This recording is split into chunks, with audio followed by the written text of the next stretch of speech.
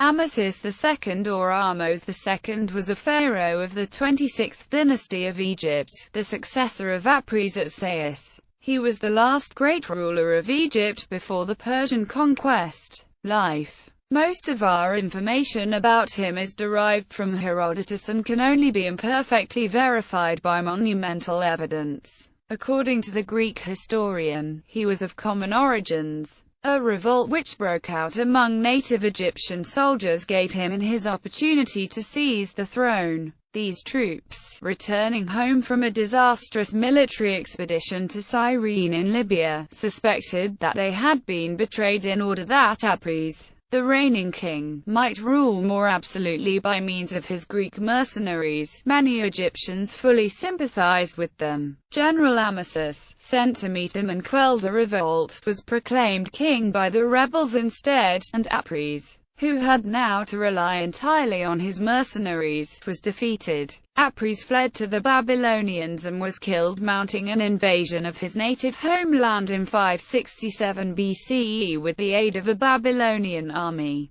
An inscription confirms the struggle between the native Egyptian and the foreign soldiery, and proves that Apries was killed and honorably buried in the third year of Amasis. Amasis then married Chedibnetchebone II, one of the daughters of his predecessor Apries, in order to legitimize his kingship. Some information is known about the family origins of Amasis. His mother was a certain Tasherini. As a bust statue of this lady, which is today located in the British Museum, shows. A stone block from Mehalat el-Kubra also establishes that his maternal grandmother, Tasherinus's mother, was a certain Tienmutech. Herodotus describes how Amasis II would eventually cause a confrontation with the Persian armies. According to Herodotus, Amasis was asked by Cambyses II or Cyrus the Great for an Egyptian ophthalmologist on good terms. Amasis seems to have complied by forcing an Egyptian physician into mandatory labor, causing him to leave his family behind in Egypt and move to Persia in forced exile. In an attempt to exact revenge for his forced exile, the physician would grow very close to Cambyses and would suggest that Cambyses should ask Amasis for a daughter in marriage in order to solidify his bonds with the Egyptians. Cambyses complied and requested a daughter of Amasis for marriage. Amasis, worrying that his daughter would be a concubine to the Persian king, refused to give up his offspring. Amasis also was not willing to take on the Persian Empire, so he concocted a trickery in which he forced the daughter of the ex-pharaoh Apries, whom Herodotus explicitly confirms to have been killed by Amasis,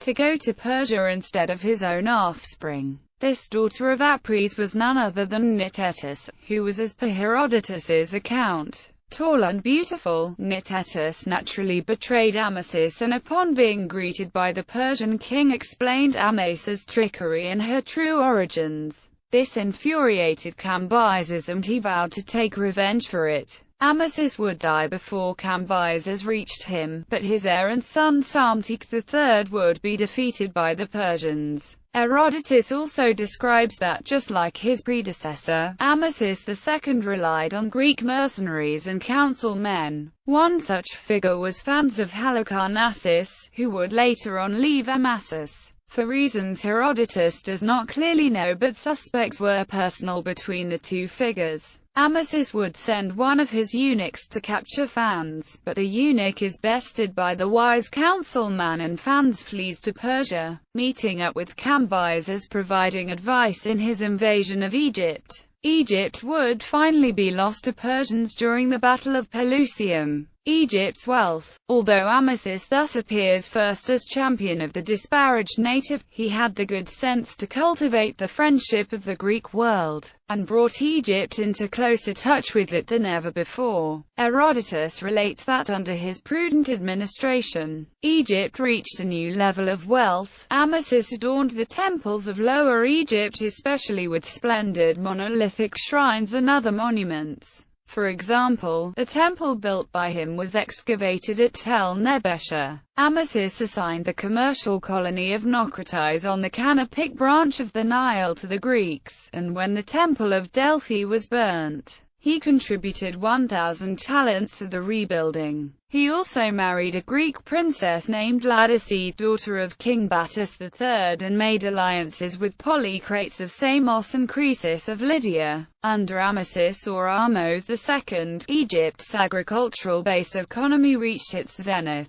Herodotus, who visited Egypt less than a century after Amasis II's death, writes that it is said that it was during the reign of Ahmose II that Egypt attained its highest level of prosperity, both in respect of what the river gave the land and in respect of what the land yielded to men, and that the number of inhabited cities at that time reached in total 20,000. His kingdom consisted probably of Egypt only, as far as the first cataract, but to this he added Cyprus, and his influence was great in Cyrene. In his 4th year, Amasis was able to defeat an invasion of Egypt by the Babylonians under Nebuchadrezzar II. Henceforth, the Babylonians experienced sufficient difficulties controlling their empire that they were forced to abandon future attacks against Amasis. However, Amasis was later faced with a more formidable enemy with the rise of Persia under Cyrus, who ascended to the throne in 559 BCE. His final years were preoccupied by the threat of the impending Persian onslaught against Egypt. With great strategic skill, Cyrus had destroyed Lydia in 546 BC and finally defeated the Babylonians in 538 BCE, which left Amasis with no major Near Eastern allies to counter Persia's increasing military might. Amasis reacted by cultivating closer ties with the Greek states to counter the future Persian invasion into Egypt, but was fortunate to have died in 526 BCE, shortly before the Persians attacked. The final assault instead fell upon his son Psamtik III, whom the Persians defeated in 525 BCE after a reign of only 6 months.